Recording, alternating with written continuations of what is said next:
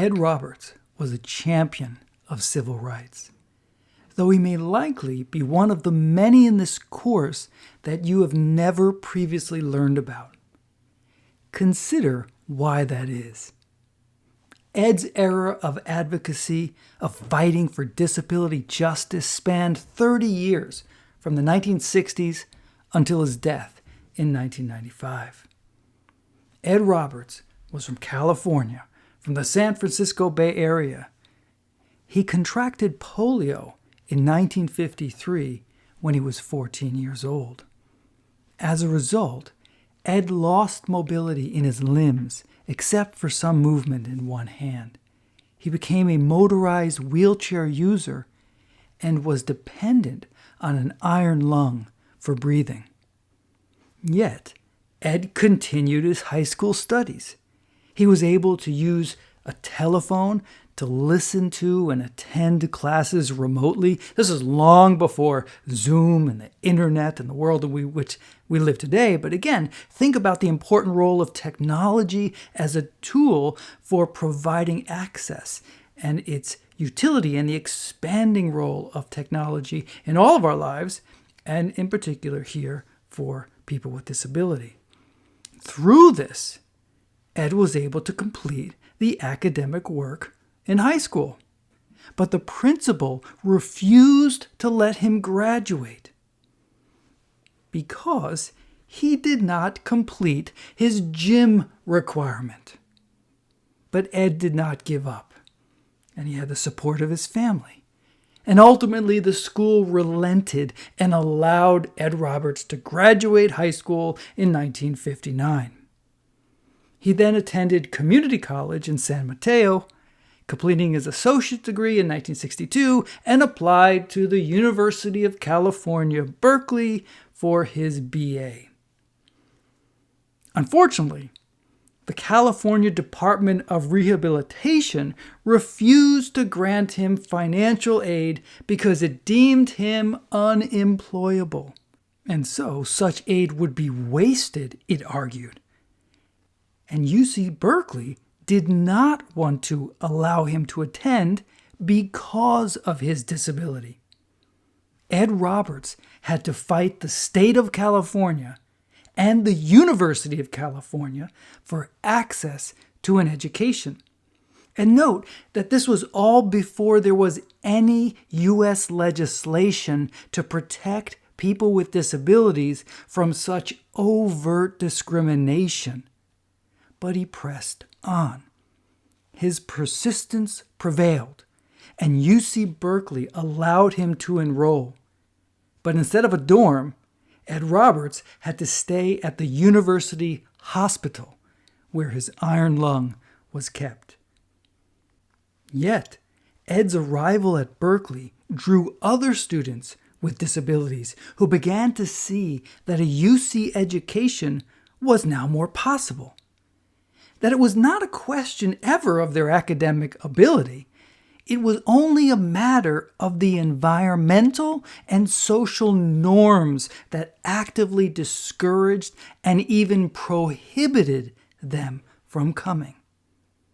Ed Roberts graduated with a BA in political science in 1966.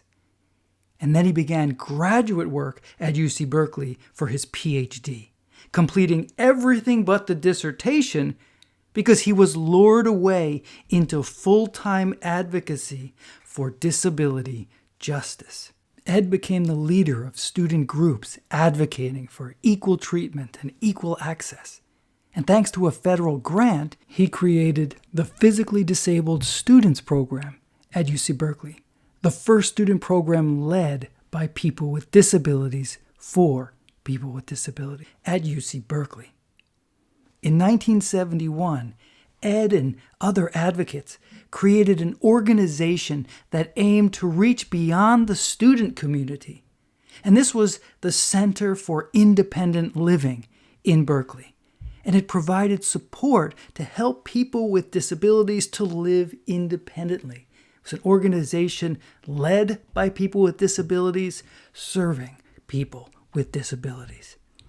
In 1975, Ed Roberts was selected by California Governor Jerry Brown to be the director of the state's Department of Rehabilitation. Now, this was the very institution which a decade before had claimed that he was unemployable because of his disability. A perfect example of how much disability is socially constructed. That is, there are limitations placed on people with disability by the built and institutional and cultural and legal environment. And that perpetuated social biases and cultural stigma. Those limitations are not inherent in the individual. Ed directed the Department of Rehabilitation until 1983, when he and other justice leaders, disability justice leaders, including Judy Heumann, whose autobiography you are reading in this course, and you're going to hear from Judy later in our class, they founded the World Institute on Disability to advocate even more broadly. As you see, he's moved from UC Berkeley to the city of Berkeley to the state of California, and now through the World Institute, it's extending to the nation and even more broadly to the world. Now, this brief video hardly does justice to Ed Roberts, to his charisma, to his wit and good nature, to the power of his personality and his unwavering dedication to the cause of disability justice.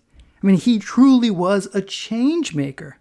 Just think, his wheelchair today is in the Smithsonian Institute.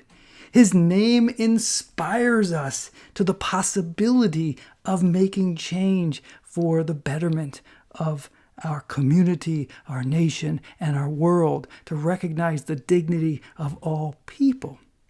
So to conclude, let's hear more about and a bit from Ed Roberts himself.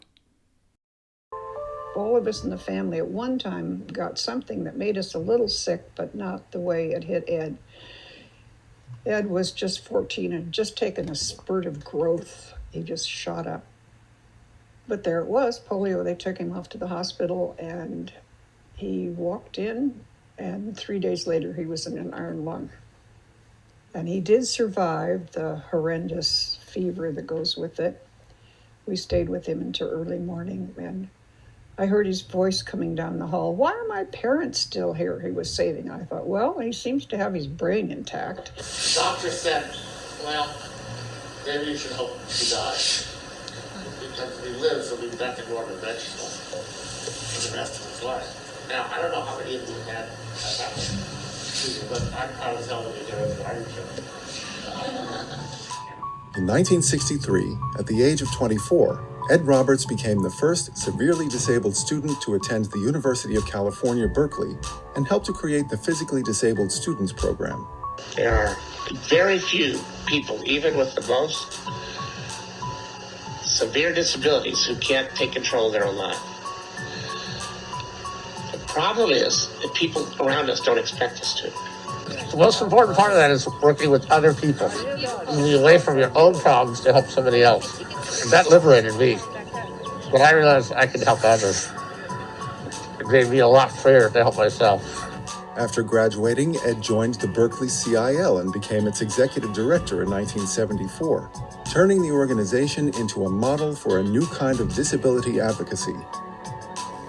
We have to show our society that disability doesn't affect work. If you're motivated to work, no matter how disabled, you can do a good job. You might need a little technology, you might need a little help, like personal assistance, but you can do the job. And our number one issue is still old attitudes towards us. And those old attitudes see us as helpless and unable. And disability can make you very strong and very able.